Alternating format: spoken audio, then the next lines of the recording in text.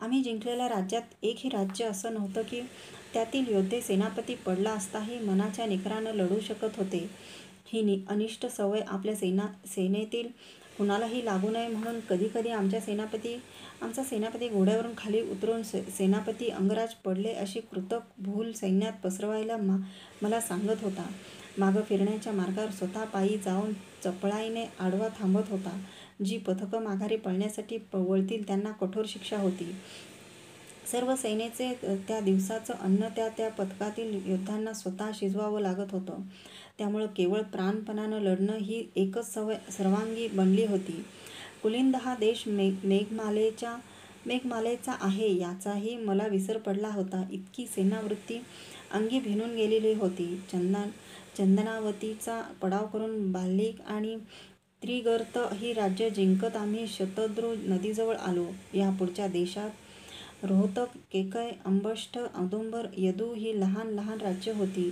सामर्थ्य संपन्न असं एकच राज्य होतं, शल्याचं मद्र राष्ट्र. या सर्व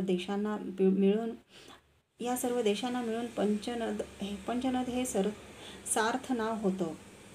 कारण हिमालयातून उगम पावून पश्चिम सागराला भेटणाऱ्या शतद्रू, इरावती, चंद्रभागा, विस्तता आणि व्यास या 5 नद्यांच्या विपुल पाण्यानं हा प्रदेश वैभवाला नेला होता. यातल्या मद्रांचा पराभव करताच त्याची प्रतिक्रिया लहान राष्ट्रावर होऊन ती सरळ शरण येणार होती. म्हणूनच आम्ही सामोरा धरला तो मद्र राज्य शल्य. सहदेव नकुलांचा सख्खा मामा, रतायनांचा पुत्र म्हणूनच शाकलनगर गाठण्यासाठी आम्ही शतद्रू त्वरेने ओलांडली. चंद्रभागा आणि वितस्ता यांच्या मनोहर संगमावर मद्रांची शाकल ही राजनगरी वसलेली होती.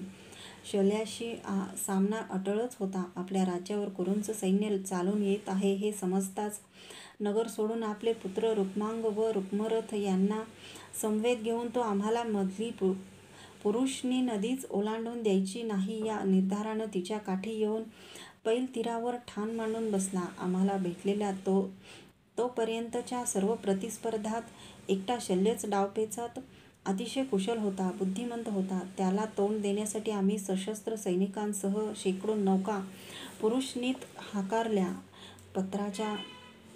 पात्राच्या मध्यभागापर्यंत त्या पोहोचल्या नसतील तोच वरच्या दिशेने वाहत येणारे प्रचंड वृक्ष त्यांच्यावर एकाएकी धडाधड आदळू लागले. तोल गेलेल्या नौका पटापट कलंडू लागल्या आणि गवताच्या पात्यासारख्या पुरुषनीच्या धारेला लागल्या. वाहून जाणारे सैनिक शल्याच्या बाणधारी पथकानं सटासट टिपायला सुरुवात केली. काही मोजके योद्धे सोडले तर सगळं नौकापथक अशा तऱ्हेने कामी आलं. शल्याने डाव साधला. त्याच्या वृक्षांच्या माऱ्याला हत्ती दाद देणार नाहीत या कल्पनेने आम्ही 500 हत्तींचं एक भक्कम पथक पात्रात घुसविलं. पण शल्याने आणखी एक युक्ती काढून तेही उधळून लावलं. पात्रातून सोडलेल्या वृक्षांना त्यानं अणकुचीदार पाती उलटी ठोकली होती. ती कातड्यात घुसताच बिथरलेले हत्ती दिशा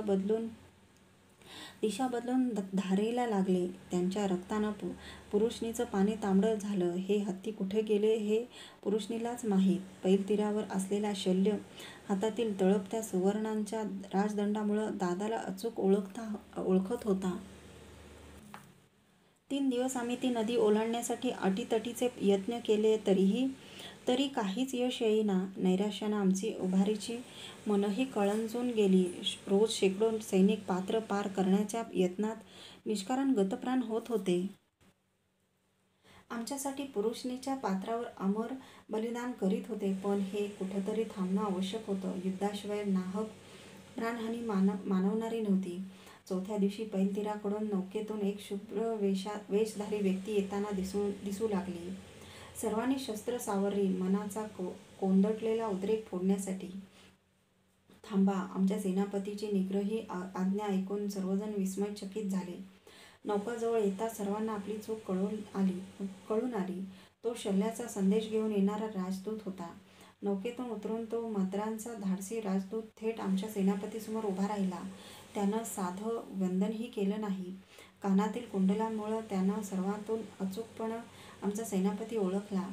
संदेश मद्रराज शल्य महाराजांचा. तुटकपणं बोलत त्यानं एक गुंडाळी अंगराजांच्या हाती दिलं. त्याने ती तशीच माझ्या हाती देत सांगितलं, उपसेनापती वाचा तो संदेश. अधीऱ्या मनानं वरचं तलम वस्त्र दूर करून तो संदेश मी वाचला. युद्धकर्म हे बुद्धिमान क्षत्रियांचं कर्म आहे, सूतपुत्राचं नव्हे. आलास तसे माघारी जा.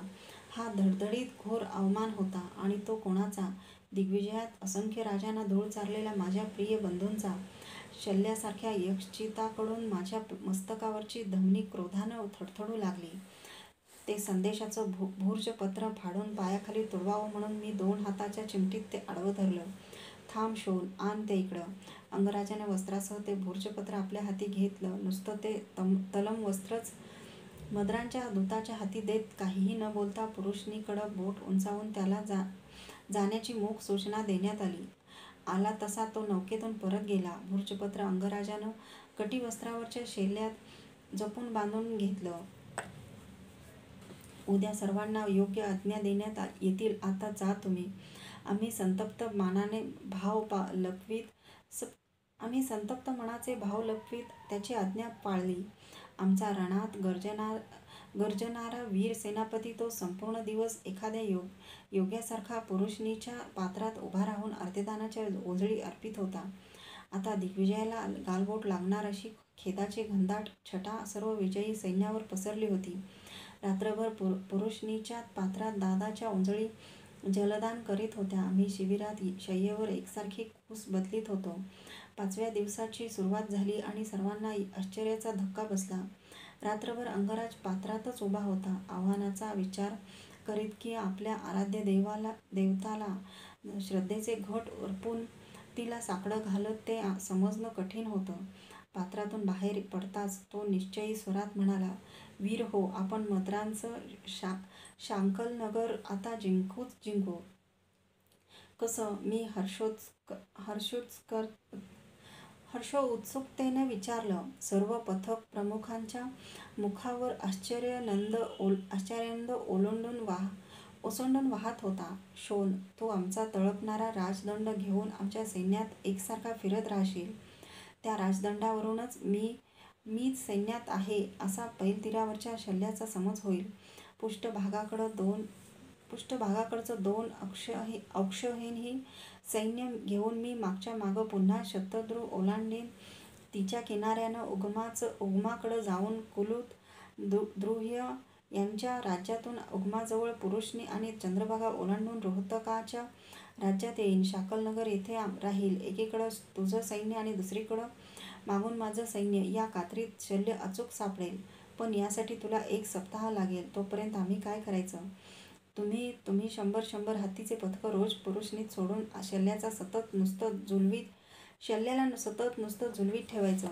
जेव्हा लगबगीनं शल्य पैलतीर सोडू लागेल तेव्हा मी त्याचं शाकलनगर पलीकडून घेरलं आहे हे तुमच्या लक्षात येईलच. पण अशी ही चढाई असावध राजावर केलेली चढाई ठरणार नाही काय?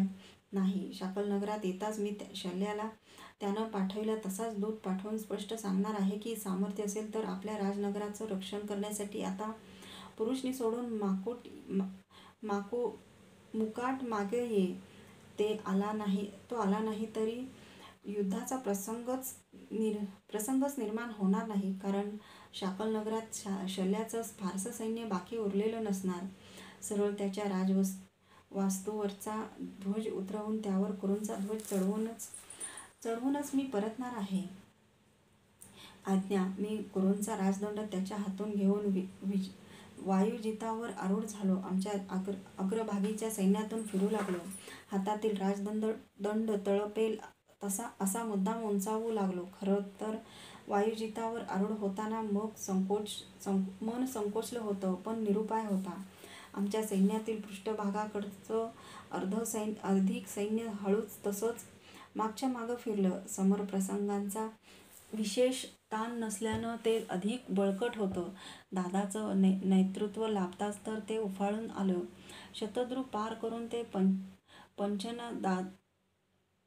पंचनदांतील 5 नद्यांच्या उगमाच्या रोखानं निघालं. माझ्या फिरण्याबरोबर पैलतीरावरून शल्याचा ध्वजधारी रथ कुशलतेनं हलत होता. मी म्हणजे हाती राजदंड घेऊन शुभ्र वायुजित घोड्यावरून पाहणी करणारा अंगराज आहे असाच त्याचा समज झाला होता. रोज 100 हत्तीचं पथक आम्ही पाण्यात एकामागून एक लोटतच होतो. शल्य त्यांचा निपात करीतच होता.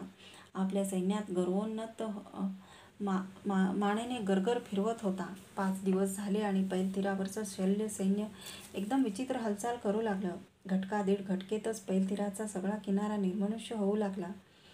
अंगराजाने झंझावाती धाव घेऊन पलीकडून शाकलनगराला घेरल्याची ती स्पष्ट खूण होती. यक्षिणीची कांडी फिरल्यासारखं शल्यांना शेवटी पुरुषनीचा किनारा सोडला.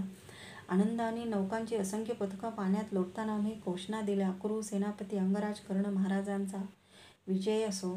त्या नादानं आमचे आजवर असंख्य हत्ती वाहून नेणारी उन्मत्त पुरुषनी सुद्धा थरथरली असेल.